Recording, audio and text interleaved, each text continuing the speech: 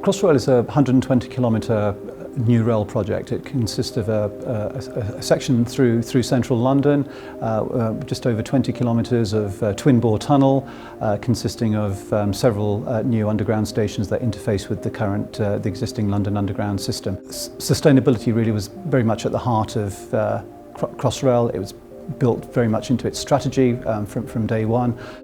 It's important to identify where your carbon is, and that can be very different from one project to another, so you want to focus your efforts on where the big opportunities are. We took a collaborative approach to working with our supply chain through our Tier 1 contractors to identify where we could actually best cut carbon, and then use that to actually also set targets.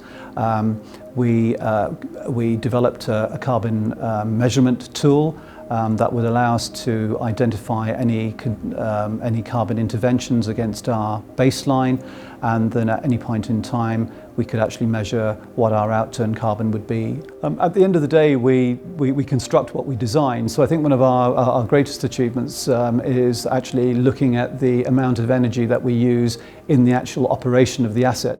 On a project like Crossrail, 75% of the lifetime carbon is actually in the operation, so we've worked very hard to make sure that in specifying and designing our stations, for example, that we've gone for low energy solutions. So I think having the courage of our convictions on a big project that this was the right thing to do, I think is certainly something we can be proud of.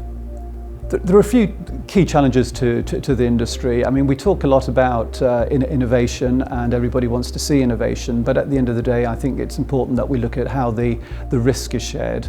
There has to be an equitable risk share. We can't just push that risk further down the supply chain and expect where the innovation is going on, the innovators to actually pick up all the risks. We also have to go back to some fundamentals and ask ourselves, do we need the infrastructure that we're proposing to build?